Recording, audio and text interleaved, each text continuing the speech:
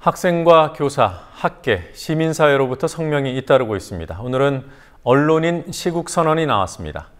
이들은 언론인 5,600여 명이 연명한 선언문을 발표하고 정홍원 총리가 재차 확인한 청와대의 보도 개입을 강하게 비판했습니다.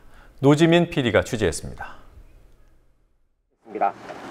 대한민국 언론은 죽었습니다. 세월호 참사는 이미 한참 전에 죽어버린 언론의 모습을 드러내는 하나의 계기였을 뿐입니다.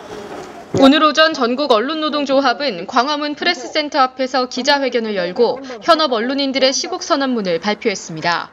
정권 자본과 결탁해온 언론 현실에 대한 자성이 담긴 이번 시국선언에는 총 63개사 5,623명의 언론인이 참여했습니다. 그러나 다시 살려내겠습니다. 언론의 사명을 훼손하려는 모든 시도에 맞서 단호히 저항하겠습니다.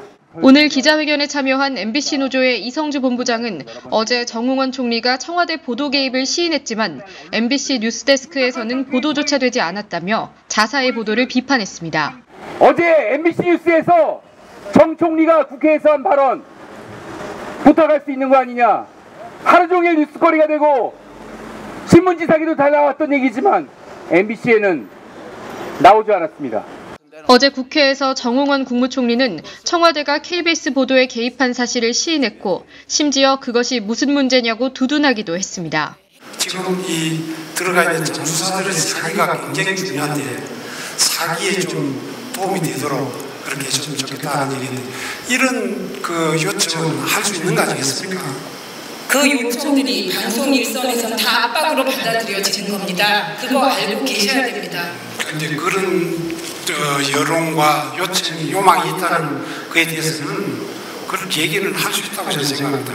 계속 KBS 전화, 방송 전화 하시겠다는 거거든요. 이렇게 보도를 해라고 저렇게 해라 이렇게 요구한다는 것은 문제지만은 아니 가족들 이런 요망이 있고 현재 이런 필요가 있으니 그걸 좀 참작해달라. 그건 협조 요청을 할 수 있는 거 아닌가요? 정 총리의 발언으로 김시곤 전 KBS 보도국장의 폭로 이후 증폭돼온 청와대의 보도 개입 의혹은 사실로 확인됐습니다. 그 언론한테 전화 걸어서 협조를 구한다는 얘기는 우리 잘하고 있다고 거짓말을 해달라는 거나 포장을 해달라는 얘기거든요. 근데 그거를 그렇게 국회에서 국민의 대표인 국회의원 질문에 당연하단지 답하고 있는 총리의 모습을 보고 대한민국의 비정상이 얼마나 공고하게 자리 잡혀 있는지 아주 처참하게 느꼈습니다. 속속 드러나는 정부의 보도 개입 정황에 언론 시민사회단체는 오늘 KBS에 대한 보도 통제 및 인사 개입의 진상규명을 촉구하며 서울중앙지검에 고발장을 제출했습니다.